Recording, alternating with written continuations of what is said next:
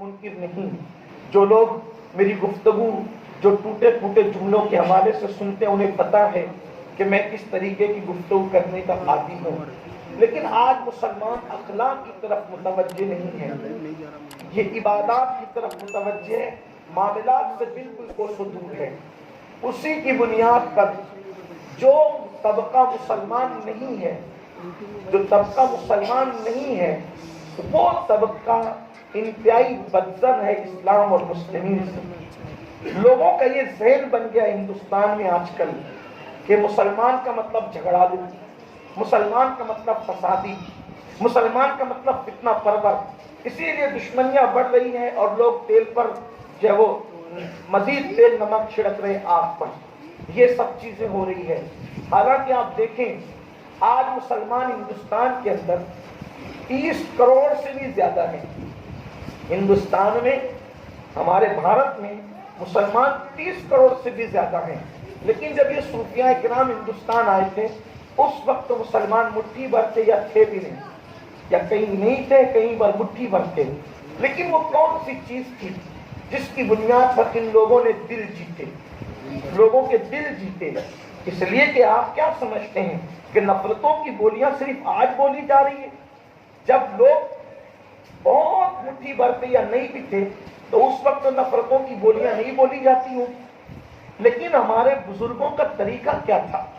میں ابھی سرکار بندہ نواز کے سدرازی کے حوالے سے پیش کروں کہ آپ غور فرمائیں, ہندوستان میں بسنے والے غیر مسلموں کو ابے ابے ابے ابے کہنا بھی یہ صوفیہ گوارا نہیں کرتے. ابے, آپ غور فرمائیں, جبکہ آج ہم تقریروں میں ابے بولتے ہیں, بچوں کو ابے بولتے ہیں. ٹھیک ہے, آئیے میں آپ کو بتاؤں ان کی محبتوں کا اور ان کے اخلاق کا معیار کتنا بلند تھا. یہ نفرتی پروپیگنڈا جو آج چل پڑا ہے اس میں کہیں نہ کہیں ہماری کوتاہیاں ہیں کہ ہم نے ظاہری علوم کو تو اہمیت دی لیکن اخلاق مصطفیٰ کو ہم نے اہمیت نہیں دی. اخلاق سے کوسوں دور ہوئے. خواجہ نصیر الدین چراغ دہلوی جو سرکار سیدی بندہ نواز کے مرشد پاک ہیں, ان کے پاس ایک مرید آتا ہے اور مرید ہونے کے ایک شخص آتا ہے, مرید ہوتا ہے اور مرید ہونے کے بعد کہتا ہے حضور مجھے کوئی وظیفہ عنایت فرمائیں. جیسا کہ آج کل لوگوں کا طریقہ ہے, کوئی وظیفہ چاہیے, کوئی عمل چاہیے, ہونا بھی چاہیے. تو سرکار نصیر الدین نصیر ملت و دین سرکار نصیر الدین چراغ دہلوی نے فرمایا بیٹا نفل روزے تو بوڑھی عورتیں بھی رکھتی ہیں, نفل روزے تو بوڑھی عورتیں بھی رکھتی ہیں, رات رات بھر نفل نمازیں تو کمزور لوگ بھی پڑھتے ہیں, کثرت تلاوت قرآن تو کمزور لوگ بھی کرتے ہیں. اصل جو مردوں کا کام ہے وہ یہ ہے کہ لوگوں کے ساتھ حسن اخلاق سے پیش آیا جائے, اخلاق نبوی کو اختیار کیا جائے. وہ گیا اور اس کے بعد چند دنوں کے بعد پھر واپس آیا اور کہا حضور مجھے کوئی آپ وظیفہ عنایت فرمائیں. تو فرمایا جو پہلی مرتبہ کی نصیحت کو بھول چکا ہو اس کو دوسری مرتبہ کوئی نصیحت کرنا فائدہ نہیں دے سکتا. فرمایا بیٹا تو پہلا سبق ہی بھول چکا ہے, میں تجھے دوسرا سبق کیا دوں. تو صوفیہ کا پہلا درس اخلاق تھا. میں نے ابھی عرض کیا کہ سرکار بندہ نواز کے سدراج رحمت اللہ تعالی علیہ کسی کافر کو بھی مشرک کو بھی لفظ ابے کہنا گوارا نہیں فرماتے تھے. آپ کے ملفوظات شریف میں خود ہے, آگے ملفوظات پڑھوں گا. ہم صوفیہ کے ملفوظات کو اس لیے بہت اہمیت دیتے ہیں, اہمیت اس لیے دیتے ہیں کہ بزرگوں نے فرمایا کہ صوفیہ کے ملفوظات اللہ کے لشکروں میں سے ایک لشکر ہے, اور جب کوئی صوفیہ کے اللہ والوں کے ولیوں کے ملفوظات پڑھے جاتے ہیں تو اس کی وجہ سے اللہ لوگوں کے مردہ دلوں کو زندہ فرما دیا کرتا ہے. میں انشاءاللہ اللہ نے توفیق کی تو پڑھوں گا, لیکن آج میں اپنی گفتگو کے آغاز میں کہ انہوں نے اخلاق پر کتنا زور دیا. غریب نواز نے 90 لاکھ کو ایمان کی دولت عطا, کسی کے منہ پہ تماچا مارے بغیر 90 لاکھ کو ایمان کی دولت عطا کی. محبوب الہی کی خدمات دیکھیں, قطب الدین بختیار کاکی کی خدمات دیکھیں, خود بندہ نواز کی خدمات پر ابھی گفتگو کی جائے گی. حضرت بندہ نواز خود فرماتے ہیں ایک مرتبہ مولانا جلال الدین, مولانا صدر الدین طبیب اور میں اور جناب علاؤدین، یہ سب لوگ بیٹھے ہوئے تھے. ایک شخص آیا، ہندوستان کا رہنے والا، مسلمان نہیں تھا، غیر مسلم تھا. اور جب وہ غیر مسلم آیا تو اس کا نام تھا بنو نام تھا. ایسے میں مولانا صدر الدین نے اس بنو کو کہا، ابے بنو، غور کرنا، جو لوگ آج تصوف کو منہ چڑھاتے ہیں ان علماء زواہر سے کہتا ہوں تم اس کی خاک کا تصور نہیں کر سکتے. تم لوگ تو تعویذ باندھنے پر بھی شرک کا فتویٰ دیتے ہو. تم لوگ تو کسی بزرگ کی مزار کی چادر کو چومنے پر بھی لوگوں کو کافر بنا دیتے ہو. اگر اخلاق مصطفیٰ سیکھنا ہے تو ان صوفیہ کے در پر آ کر کے سیکھو جن لوگوں نے یوں کیا. آج کل تو علماء ظواہر کا حال یہ ہے کہ وہ لوگ چھوٹی چھوٹی چیز پر، فروعی معاملات پر، مختصر سی چیز پر بھی لوگوں کو دائرہ اسلام سے خارج کر دیتے ہیں. ہاں، علماء حق اور علماء سو میں فرق یہی ہے، جو لکیر کھینچنے والی، جو حد فاصل ہے، تفریق کرنے والی اہل حق اور اہل باطل میں یہ ہے کہ علماء حق جو ہے لوگوں کو اسلام میں داخل کرتے ہیں اور علماء سو جو ہے وہ لوگوں کو اسلام سے خارج کرتے ہیں. ہمارے بزرگوں نے 90 لاکھ کو اسلام میں داخل کیا اور تم نے تو پوری امت کو اسلام سکھایا. چادر چومی تو مشرک کہا، تعویذ پہنا تو کافر کہا، کسی کو ندا دی تو مشرک کہا، تو کافر کہا. تو یاد رکھنا، انہیں تصور سے چڑ اس لیے ہے کہ صوفیہ نے اسلام کا فائدہ کیا. انہیں تو سون کر بھی نہیں گزرے اخلاق. ان کے دل تو بھیڑیوں کی طرح ہے. اللہ کے رسول علیہ السلام نے فرمایا یہ جو علماء سو ہیں ان کی زبان شہد کی طرح میٹھی ہے لیکن ان کے دل بھیڑیوں کی طرح سخت ہیں. امت کے لیے جن کے دل نرم تھے، جنہیں اولیاء اور صوفیہ کہتے ہیں، یہ وہ اللہ والے ہیں سچے نائبین رسول. یاد رکھنا، اگر کوئی درس نظامی کا کورس کر لے ہم اسے پڑھا لکھا تو کہتے ہیں، لیکن اس کو نائب رسول اس وقت تک نہیں کہتے جب تک اس کے اندر صوفیہ کی وہ خوبو نہ پیدا ہو جائے جس کی بنیاد پر ایک انسان نائب رسول کہلانے کا حقدار. لوگوں کو مشرک بنانے اور کافر بنانے والے لوگ بھی کبھی نائب رسول ہو سکتے. چھوٹی چھوٹی انگوٹھا چومنے پر بھی لوگوں نے مشرک کہا. کسی سوچے تو صحیح معیار کیا ہے. اور وہ ہوا اتنی چلی ہند و پاک میں کہ اب بہت کم لوگ اس ہوا سے محفوظ رہتے ہیں. حالانکہ سرکار مولائے کائنات فرماتے ہیں مجھے 7ویں آسمان سے زمین پہ گرنا کا فعل آسان لگتا ہے لیکن کسی کلمہ پڑھنے والے پر کفر کا فتویٰ دینا مجھے مشکل لگتا ہے. تکفیر کا معاملہ کتنا نازک ہے اور علماء سو نے اس کو کتنا آسان اور ایسی مشین گن چلائی کہ آج پوری امت ٹکڑوں میں تقسیم ہے، فرقوں میں بٹ گئی. شاید آج ان کو خود کو احساس ہو رہا ہے لیکن اتنی دنیا پیدا کر لی گئی ہے کہ شاید اب اس کو پاٹتے پاٹتے شاید قیامت کا سور اس کی آواز آنے لگ جائے. 1857 کے بعد کسی کے کہنے پر اور کسی کے اشارے پر لڑاؤ اور حکومت کرو کی تحریک کو فروغ دینے پر کفر اور شرک کی مشین گنیں اتنی چلائی گئی کہ عاشقان مصطفیٰ کو صرف یا رسول اللہ کہنے پر بھی مشرک کرائی. کتنا بڑا لمحہ. یہ لمحوں کی وہ غلطیاں تھی جو صدیوں تک کے سزا پاتی رہی. میں کوئی تعصب کی بنیاد پہ نہیں کہہ رہا ہوں، اپنے نوجوانوں کو ہوشیار کرنے کے لیے کہہ رہا ہوں. سونا جنگل، رات اندھیری، چھائی بدلی کانی ہے، سونے والوں جاگتے رہیو، چوروں کی رکھوالی ہے. مولانا جلال الدین بہاؤ، علاؤدین، صدر الدین طبیب اور ہمارے مرشد سرکار بندہ نواز کے ستراز جلوگر ہیں. ایک غیر مسلم آتا ہے اور اس کو مولانا صدر الدین کہتے ہیں ابے بنو. ابے تصور کے اخلاق کا بلند معیار، फौरन टोका जाता है, तुम अबे कह रहे हो, बच्चों को अबे कहते हो, अबे। तो मौलाना, अब जाहिर सी बात है, किसी को बड़ों के दरमियान और अहले इल्म और अहले तकवा के दरमियान टोक दिया जाए, फिर वहां तो कालर की बात आती है, फिर वहां तो इज्जत की बात आती है। बहुत कम लोग हैं जो हक की तरफ रुजू करते हैं, वरना फिर टेढ़ी तिरछी तावीलें होने लगती है ना। तो जैसे ही कहा आप अबे कहते हो, तो उन्होंने फौरन उसकी तावील पेश की, अरे ये तो काफिर है ना, काफिर को अबे कहा तो क्या मुश्किल है। तो जवाब दिया जाता है ये काफिर है ना, आप तो काफिर नहीं हो, काफिर तो ये है ना, आप तो मुसलमान हो। आपकी जबान में पर तो बहुत अच्छे जुमले आने चाहिए। आप गौर, ये सूफिया का तर्ज अमल था कि वो काफिरों को अबे अबे ही, हालांकि बच्चों का ये गोया के तकिया कलाम बन चुका है, लोगों का तकिया कलाम बन चुका है। लेकिन क्या मेयार है, घर जाकर इस पर सोचना। जिन्हें सूफिया कहते हैं उन लोगों ने काफिरों को अबे भी ना कहा।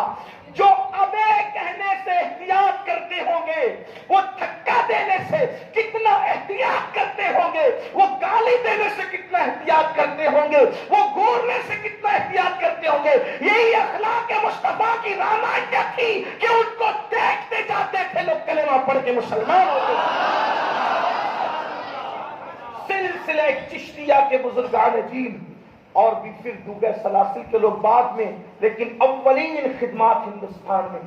मैं कादरी मशरब होने के बाद भी ये बात हर जगह बोलता रहता हूँ कि हिंदुस्तान में जितना काम सिलसिले चिश्तिया के बुजुर्गों ने किया है, उतना काम किसी ने नहीं किया। सब बात में है। और हम तो ये कहते हैं कि हम पैदा ही होते तो चिश्ती होते हिंदुस्तान में।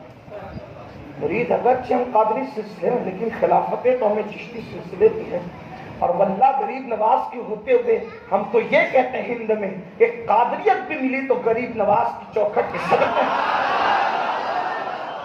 हमें क्या पता था कि कादरियत क्या है, मदीने मुनव्वरा का पता भी मिला तो गरीब नवाज के सदक़े में मिला।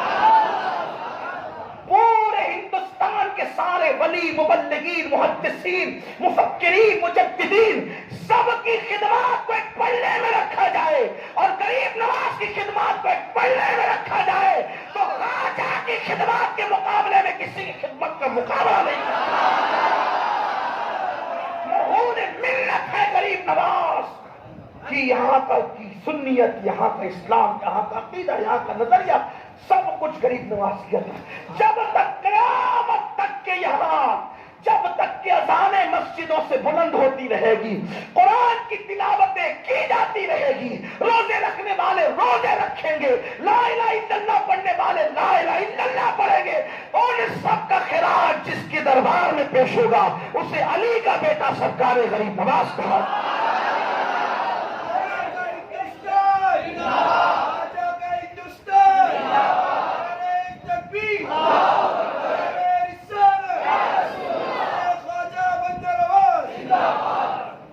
इसलिए कि औलियाए किराम को सिलसिलों के खाने में नहीं बांटा जा सकता। औलियाए किराम की खिदमत को सिलसिलों के खाने, हमें तो हर वली से मोहब्बत करने का हुक्म दिया गया है। हम औलिया अल्लाह को सिलसिलों के खाने में बांटें तो सिलसिलों के फ्यूज और बरकत से महरूम हो जाए। बाज औलिया अल्लाह वो हैं कि आप बाज क्या बल्कि हर वली वो हैं कि जिससे मोहब्बत करना खुदा तक पहुंचने का जरिया है। तो सरकार गरीब नवाज ने, उनसे पहले इस्लाम आ चुका था हिंदुस्तान में, इस पर मैं गुफ्तगू कर चुका हूँ। लेकिन आपने जो दावत और तबलीग का अमली हिकमत वाला जो यहाँ पर निज़ाम कायम किया खिलाफत और इरादत के जरिए से, उसमें फिर ये तरतीब है। गरीब नवाज, सरकार बख्तियार काकी, अव्वलीन गरीब नवाज के बाद उनके खुलफा जैसे सूफी हमीदुद्दीन नागौरी ले लें, हजरत सैयदी सरकार फखरुद्दीन चिश्ती जो गरीब नवाज के शहजादे, उनको ले लें।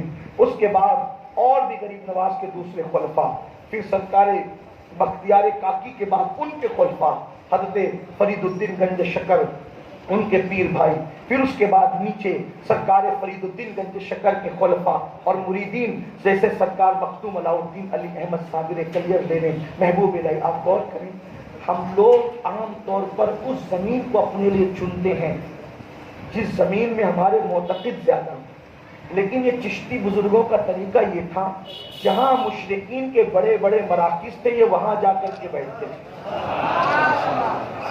کلیر شریف ایک چھوٹی سی بستی ہے، وہاں جا کے بیٹھنے کی وجہ کیا تھی؟ لیکن اگر آپ آس پاس کا جائزہ لیں گے تو پتہ چلے گا کہ مشرکین کے مراکز تھے، سرکار فرید الدین نے وہاں بٹھایا، اور پھر جو فائدہ ہوا وہ آپ کی نگاہوں کے سامنے آپ دیکھ سکتے ہیں۔ اسی طرح محبوب الہی کو دلی میں بٹھایا، دلی راجدھانی تھی نا، اس وقت بھی تھی، اب بھی ہے۔ اور پھر سرکار محبوب الہی نے جو کام کیا، محبوب الہی تو پھر محبوب الہی نے اتنی محنت کی کہ بادشاہ کے سپاہی جو ہے وہ چاشت کی نمازوں کے پابند ہو گئے تھے اور ایام 20 کے روزہ رکھنے کے عادی ہو گئے۔ سرکار محبوب الہی کی محنتیں، اور پھر بعد میں جب اب باری آتی ہے حضرت سرکار نصیر الدین چراغ دہلوی کے بعد سرکار بندہ نواز کی۔ اب سرکار بندہ نواز کے سدراز نمبر ایک تو یہ حسینی سادات میں نسب کے اعتبار سے حسینی سید ہے، اور حسینی سیدوں میں بھی یہ زیدی سید ہے۔ حالانکہ سید تو سبھی سید ہیں، جو صحیح نسب عند اللہ ہے، صحیح سید تو صحیح، لیکن چونکہ زیدی سادات میں کچھ بات ہی الگ رکھی گئی ہے۔ زیدی سادات، یہ زیدی سادات کون ہوتے ہیں؟ یہ زیدی سادات وہ ہوتے ہیں جو حضرت سیدنا زید ابن علی، یعنی ابن علی سے مراد یوں نسب، زید ابن علی ابن حسین ابن علی، یہ نسب ہے۔ یہ زید بن علی مطلب امام زین العابدین کے بیٹے زید، ان کو زید شہید بھی کہتے ہیں، زید مظلوم بھی کہتے ہیں۔ بڑی کربلا کے بعد اگر سب سے زیادہ دردناک شہادت کسی کی ہوئی ہے میدان کربلا کے بعد تو امام زید شہید تھی۔ اصل یہ تھی، یہ جو سلسلہ نسب آپ کا جو ملتا ہے زیدی تھے یہ، جیسے یہ خود بھی زیدی بندہ نواز، پھر اسی طرح ہمارے ماہرہ کے سرکار سادات کرام وہ بھی زیدی ہیں۔ ہندوستان میں کئی زیدی خاندان ہیں سادات کے، تو یہ جو حضرت زید شہید تھے ان میں کچھ الگ ہی ولولہ اللہ نے عطا کیا تھا۔ جب امام زین العابدین رضی اللہ تبارک و تعالی عنہ کی گود میں انہوں نے آنکھ کھولی تو انہوں نے امام زین العابدین کو روتے ہوئے ہی پایا، آنسو بہاتے ہوئے ہی پایا۔ تو انہوں نے اپنے بھائی حضرت امام باقر سے کہا، بڑے بھائی سے، کہ بھیا اب میں جب دیکھتا ہوں بابا روتے ہی رہتے ہیں، میں نے بابا کی آنکھوں میں کبھی ایسا نہیں دیکھا کہ تبسم ہو آنکھوں میں، ہونٹوں پر تبسم، جب دیکھو بابا روتے، جب دیکھو روتے ہیں۔ تو امام باقر نے کہا کہ میرے بھائی، تیرے بابا نے جو غم اٹھائے ہیں، اپنی آنکھوں سے جو خاندان کو کٹتے دیکھا ہے، اگر وہ کوئی اور بھی دیکھ لیتا تو روتا۔ تو جب یہ داستان سنی کربلا کی تو خاندان کے سارے سادات نے یہ طے کر لیا تھا اب ہم نے صرف صبر کرنا ہے اور گوشے گمنامی میں زندگی گزارنا ہے اور معاملہ اللہ کو سونپنا ہے۔ لیکن امام زید کے اندر جو ولولہ تھا وہ ولولہ آج تک زیدیوں میں پایا جاتا ہے۔ امام زید نے فرمایا مگر میں اپنے دادا حسین کا بدلہ لے کر کے رہوں گا اور میں جو ہے ان کے خلاف کھڑا ہوں گا، اللہ اکبر، اور ان کو دھول پٹاؤں گا۔ امام باقر نے فرمایا میرے بھائی اگر تو علی کی اولاد کہہ کر جائے گا تو تجھ پر ظلم بہت ہوگا، سید کہلا کر کے تجھے میدان میں نہیں جانا، تو اپنے آپ پہ پردہ ڈال اور اپنی دوسری پہچان سے جا۔ اب یہ ہو تو نہیں سکتا تھا کہ سید اپنے آپ کو کسی اور کی اولاد بتائے، اس لیے کہ کوئی بھی اپنا نسب بدلے شفاعت رسول سے محروم ہو، نہ فرائض قبول ہو، نہ نفلیں قبول ہو، نہ نمازیں قبول ہو، نہ دعائیں قبول ہو، تو اب طریقہ کیا ہو سکتا تھا؟ نسب تو بدل سکتے نہیں تھے، لیکن بہرحال ایک طریقہ یہ تھا کہ چلیں اپنے آپ کو تاجر ظاہر کریں. بھئی تاجر تو کوئی بھی برادری کا ہو سکتا ہے, تاجر تو کسی بھی نسب کا ہو سکتا ہے. تو امام زید نے اپنا تعارف تاجر کی حیثیت سے کروایا کہ ہم تاجر ہیں. اور بحیثیت تاجر جب آپ نکلے تو صحیح تاجر بن کر, بدلہ لینا تھا. ایک مسجد میں دوران اسی مہم کے درمیان, انہی حالات کے درمیان آپ مسجد میں گئے, جمعہ کی اذان ہو چکی تھی. وقت کا تاجدار بادشاہ مصلی پر جا رہا تھا نماز پڑھانے کے لیے. سوچا تاجر کہلا رہا ہوں, پردے ڈال لیے ہیں, چلو نماز پڑھنے. لیکن خون علی نے ایک باطل پرست کے پیچھے نماز پڑھنے نہیں دیا. یہی کہنا چاہتا ہوں کہ زیدی خون کی بات ہی الگ ہے, سب قابل تعظیم ہے, قابل احترام ہے. لیکن علی مرتضیٰ کا وہ بیٹا, وہ پوتا, اللہ اکبر, زید بن علی ابن حسین ابن علی, حضرت زید نے اپنے آپ کو بہت کنٹرول کیا. لیکن کچھ لوگ ایسے ہوتے ہیں, قدرتی طور پر اللہ ان کو وہ قوت دیتا ہے کہ وہ کتنا بھی ضبط کرنا چاہے لیکن ضبط کر نہیں سکتے, کیونکہ کچھ خصوصیات ہوتی ہے, کچھ عنایات ہوتی ہے.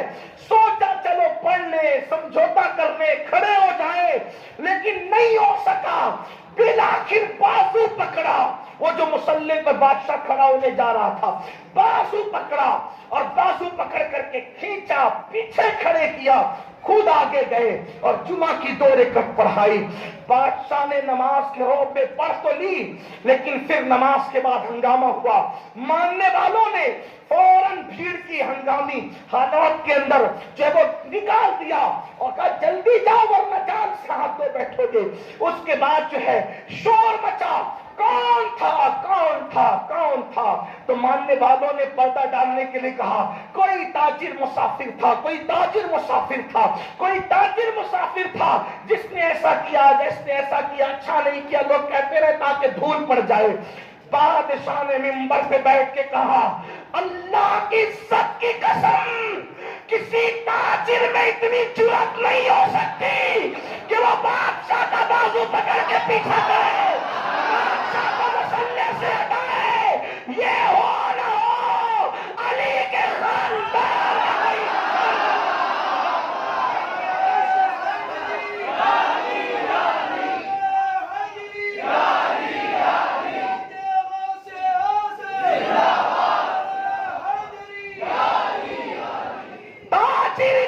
باجرت اور باہمت نہیں ہوتے جس میں فاطمہ کا دودھ ہوگا, علی کا خون ہوگا, اسی میں یہ جرأت پیدا ہو سکتی ہے. اور جب تحقیق کی گئی تو پتہ چلا کہ بادشاہ صحیح ہے. یعنی دشمن کو بھی اعتراف تھا کہ خون علی اور شیر فاطمہ میں طاقت اور غیرت کتنی ہے. اسی زید بن علی کی اولاد ہے حضرت بندہ نواز کے ساتھ. اسلام میں نسب پہ فخر کرنا جائز نہیں, لیکن نسب ایسی چیز بھی نہیں کہ اس کو ردی کی ٹوکری میں ڈال دیں. فخر کرنا جائز نہیں, لیکن نسب کی اپنی تاثیر ہے, خاندان کی اپنی تاثیر ہے, اور خاندان بہرحال خاندان. اسی لیے حضور علیہ السلام نے فرمایا الائمۃ من القریش, کہ جو بھی مسلمانوں کا امیر اور امام ہوگا وہ قریش سے ہوگا. قریش سے مراد وہ قریش نہیں جو بکریاں اور بھیڑے اور وہ جو جانور ذبح کرتے, وہ نہیں. قریش بڑی خاص قریش, الائمۃ من القریش, قبیلہ بنو قریش جو رسول اللہ کا قبیلہ تھا, اس سے ہوگا. اسی لیے آپ دیکھیں جب امیر بنایا گیا تو انصار کہتے تھے ہم میں سے ہوگا. فاروق اعظم نے کہا تم نے حدیث نہیں سنی الائمۃ من القریش, کہ امیر المومنین قریش سے ہوگا. صدیق اکبر قریشی تھے, بعد میں فاروق اعظم بھی قریش, بعد میں عثمان غنی بھی قریش, بعد میں علی کے مرتضیٰ بھی قریش. تو خاندان پر فخر نہیں کیا جا سکتا, لیکن خاندان اور نسب جو وہ ردی کی ٹوکری میں ڈالنے والا بھی نہیں ہوتا, اس کا اثر ہوتا ہے, اس کی تاثیر ہوتی. وقت ہوتا تو اس کرتا میں اپنی گفتگو لے چلتا ہوں. تو بندہ نواز اسی خاندان والا تبار سے تعلق رکھتے تھے, اور امام زید سے آپ کا رشتہ ہوتے ہوئے رسول اللہ تک پہنچتا. بندہ نواز سلسلہ چشتیہ کے ان بزرگوں میں ہیں کہ بندہ نواز سے پہلے، حضرت بندہ نواز سے پہلے جتنے بھی چشتی بزرگ ہوئے ہیں ان کی اپنی جو تحریری خدمات ہے وہ تقریباً 99% ملفوظات کی حیثیت سے انہوں نے ملفوظات پر، اپنے مشائخ کے ملفوظات پر توجہ دی.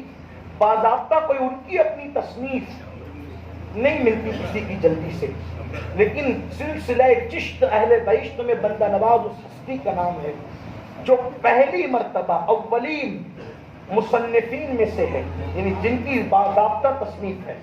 جیسے قرآن کی تفسیر، بلکہ اگر آپ بنظر عمیق دیکھیں، گہرائی کے ساتھ دیکھیں تو ہندوستان کی سرزمین پر تفسیر کے لیے پہلا بندہ جس نے قلم اٹھایا ہے وہ سرکار بندہ نواز کے سدراز، یعنی کہ یہ تجدیدی کارنامے والی شخصیت ہے بندہ نواز کے سدراز. خدا جانے کیوں آپ کی خدمات پر جو ہے وہ اب تک کے ایسے لوگوں نے بے اعتنائی کیوں برتی. قرآن مقدس کی تفسیر پر اولین جس نے ہند میں قلم اٹھایا ہے سلسلہ چشتیہ اہل بہشتیہ میں سے وہ حضرت سرکار بندہ نواز کے سدراز ہے. اور یہ سلسلہ چشتیہ کی قید بھی نہیں لگائیں اگر آپ تو اور بھی آپ دیکھ لیں، مطلقاً اگر جس نے قلم اٹھایا ہے حضرت بندہ نواز کے سدراز ہے تفسیر پہ. اس کے بعد قلم اٹھانے والی شخصیت تفسیر قرآن پر حضرت سید مخدوم اشرف جہانگیر سمنانی کی شخصیت. اس کے بعد قلم اٹھانے والی شخصیت حضرت سیدی مخدوم ماہمی رحمت اللہ علیہ کی ذات ہے. یعنی آپ دیکھیں کہ آغاز جس نے کیا، آغاز کرنے والی ہستیوں میں یہ تجدیدی کارنامے والی شخصیت ہے بندہ نواز. ہم صوفیوں کو کیا سمجھتے ہیں کہ یہ پھٹے پرانے کپڑے والے، پیون لباس والے اور معاذ اللہ یہ صرف روزے نماز والے لوگ ہیں، ان کا علم سے کیا تعلق. یاد رکھنا صوفی کبھی جاہل نہیں ہوتا اور جاہل بندہ کبھی صوفی بن نہیں سکتا، یہ بات اچھی طرح یاد رکھنا. حضرت بندہ نواز کے سدراز مفسر قرآن، اگر ہندوستان کے اولیاء میں سب سے پہلے کسی کو مفسر قرآن آپ کہہ سکتے ہیں تو سرکار بندہ نواز کی ذات ہے. پھر اس کے بعد آپ دیکھ لیں اللہ اکبر، سب سے پہلے کثیر التصانیف شخصیت، یعنی جس نے سب سے زیادہ کثرت سے کتابیں لکھی ہے. اگر سب سے پہلے ہندوستان میں کوئی بندہ ہے تو اس کا نام ہے بندہ نواز کے سدراز رضی اللہ تبارک. بعض لوگ تو درجنوں کہہ کے رک جاتے ہیں اور بعض لوگ تو سینکڑوں کی تعداد میں بات کرتے ہیں، اور سینکڑوں میں بھی وہ نہیں کہ چند صفحات پر مشتمل ہو بلکہ بعض تو سینکڑوں صفحات پر ہے. جیسے آپ نے جو ہے خود قرآن کی تفسیر سینکڑوں صفحات پہ لکھی، اسی طرح رسالہ کشیریہ کی جو ہے شرح آپ نے کی. جو رسالہ کشیریہ امام ابو القاسم القشیری کا جو رسالہ کشیریہ ہے، یہ رسالہ کشیریہ تصوف کی اولین کتب کے اندر ہے. اور رسالہ کشیریہ کی شان یہ ہے کہ رسول اللہ کی بارگاہ میں مقبول ہے. صوفیہ کہا کرتے تھے کہ رسالہ کشیریہ جس گھر میں ہوگا اس گھر میں نہ چوری ہوگی نہ آگ لگے گی، اتنا مقبول یہ رسالہ ہے. رسالہ کشیریہ، اس کی شرح لکھنے کا شرف اگر کسی کو حاصل ہے ہند میں پہلی مرتبہ تو حضرت سرکار بندہ نواز کے سدراز ہے. اسی طرح اردو زبان کو گویا کہ جس نے دودھ پلایا ہے، اردو زبان کو جس نے دودھ پلا وہ بندہ نواز کے سدراز ہے. یعنی کہ آپ اندازہ کریں کہ یہ ہستی کیسی ہے. ایک طرف تصانیف دیکھیں، دوسری طرف دعوت و تبلیغ کا. اور چونکہ اللہ تعالیٰ نے عمر بھی دراز کی، وہ گیسو دراز بھی تھے اور عمر دراز بھی تھے، بہت موقع دیا اللہ تبارک و تعالیٰ نے آپ کو خدمت کا، آپ نے خدمت انجام دی. تو آپ کے اور پھر ایک اہم اور بات، ایک خاص بات عرض کروں. آج کل کچھ لوگ جیسے نہیں فتین قسم کے صحابہ اور اہل بیت کو لڑا کر پیش کرتے ہیں، ایسی بات کرتے ہیں کہ اندازہ لوگوں کو ہوتا ہے کہ یہ لڑتے ہی تھے صحابہ اور اہل بیت. حالانکہ یہ جھوٹ ہے، جھوٹوں پہ اللہ کی لعنت ہے. صحابہ اور اہل بیت ان میں کوئی دشمنی اور عداوت نہیں، بحیثیت صحابی ہونے کی حیثیت سے یا بحیثیت اہل بیت ہونے کی حیثیت سے، بلکہ فضائل اصحاب جس شان سے اہل بیت نے پیش کیا ہے کسی نے نہیں پیش کیا. اور فضائل اہل بیت جس شان سے صحابہ نے پیش کیا کسی نے پیش نہیں کیا. مثال دے دوں اس کی, 2 مثال دیتا ہوں. دیکھو شان صحابہ اہل بیت نے جیسے پیش کیا کسی نے نہیں کیا. اس کی پہلی مثال, ایک شخص اہل بیت کے چھٹے امام, امام الائمہ, استاد امام اعظم ابو حنیفہ, سیدی امام جعفر صادق کے پاس ایک بندہ آیا اور آ کر کے پوچھا کہ اپنے تلوار کی مونٹ پر, اپنے تلوار کی مونٹ پر قیمتی دھات کا چڑھاوا چڑھانا, یعنی اس سے مونٹ بنانا کیسا؟ تو سیدنا امام جعفر صادق نے کہا جائز ہے. کیا کہا؟ جائز. توجہ کرنا, جائز. قیمتی جو دھات سونے چاندی کی, اس کا مونٹ بنانا تلوار پر جائز ہے. اب جائز تو کہہ دیا, دلیل کیا؟ تو پوچھنے والے نے پوچھا دلیل کیا ہے؟ ایک بات یاد رکھنا, علماء موجود ہے, پڑھے لکھے لوگ بھی مجمع میں موجود ہے. دلیل جو بنتی ہے وہ ہستیاں بنتی ہے جس کی شخصیت میں کوئی کلام نہیں ہوتا. متنازع شخصیتیں کبھی دلیل نہیں بنتی, ہمیشہ دلیل متفق علیہ ہستیاں بنتی ہیں. جیسے اگر آپ کے محلے میں کسی امام کی ذات پہ اختلاف ہو جائے, بعض کہتے ہیں معاذ اللہ, ایک ایگزامپل دے رہا ہوں, برا لگے تو معاف کر. بعض کہتے ہیں یہ امام چور ہے, بعض کہتے ہیں یہ امام ولی ہے. متنازع ہو گیا. اب اگر کوئی مسئلے میں جھگڑا ہو جائے, اختلاف ہو جائے, تو کوئی کہے کہ بھائی نہیں یہ مسئلہ ایسا نہیں ایسا ہے, تو کس نے کہا؟ تو کہا وہ انہوں نے کہا. جس کے بارے میں تنازع آتے ہو, چھوڑ یار اس کو, اس کی کیا بات. یہ ہوگا اگرچہ ایک طبقہ اس کو ولی کہتا ہے, لیکن ایک طبقہ اس کو چور بھی کہہ رہا ہے, تو بتاؤ اس کی بات مانی جائے گی؟ وہ دلیل بنے گا؟ نہیں. دلیل کون بنتا ہے؟ متفق علیہ ہستیاں, جس پر تمام حبلی کے لوگ آنکھ بند کر کے کہیں اس کے اندر کوئی خامی نہیں ہے, گویا کہ دامن نچوڑ دیں تو فرشتے وضو کریں, کہنے والے اس طریقے کی بات کرتے ہیں. ایسی ہستیاں جس کے تقویٰ طہارت پرہیزگاری کی قسم یاد کی جا سکتی ہے کہ اس نے اچھا انہوں نے کہا, پھر کوئی بات نہیں. یہی ہوتا ہے. تو دلیل کون سی ہستیاں بنتی ہے؟ جو متفق علیہ ہوتی ہے, جس پر اتفاق ہوتا ہے, جو متنازع نہیں ہوتی. امام جعفر صادق سے پوچھنے والے نے پوچھا تلوار پر قیمتی دھات کا مونٹ لگانا کیسا؟ جعفر صادق کہتے ہیں جائز ہے. لوگوں نے پوچھا دلیل کیا ہے؟ تو کہا صدیق اکبر کی تلوار پر قیمتی دھات کی مونٹ لگی ہوئی تھی. اللہ اکبر. یعنی اہل بیت ابو بکر صدیق کو صرف صحابی نہیں مانتے, بلکہ اپنے لیے دلیل اور حجت مانا کرتے.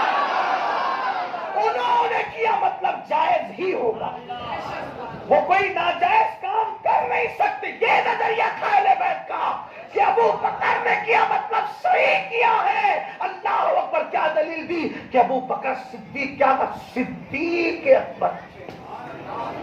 امام جعفر صادق کیا کرے؟ صدیق اکبر نے کیا. تو پوچھنے والے نے پوچھا آپ بھی ان کو صدیق کہتے ہیں؟ کیا کہا؟ آپ بھی ان کو, اس لیے کہ صدیق کوئی چھوٹا موٹا لقب تو نہیں تھا. ایک ہے صادق. بھائی صدیق کون کہہ رہا ہے؟ توجہ, صدیق کون کہہ رہا ہے؟ سید کہہ رہا ہے. اور سید میں بھی کون سید؟ صادق. امام جعفر صادق. صادق کسی کو صدیق کہہ رہا ہے, بڑی اہمیت کی بات. بھائی کوئی کاذب کسی کو صدیق کہہ دے تو الگ بات ہے نا, صادق کسی کو صدیق کہے. صادق اور صدیق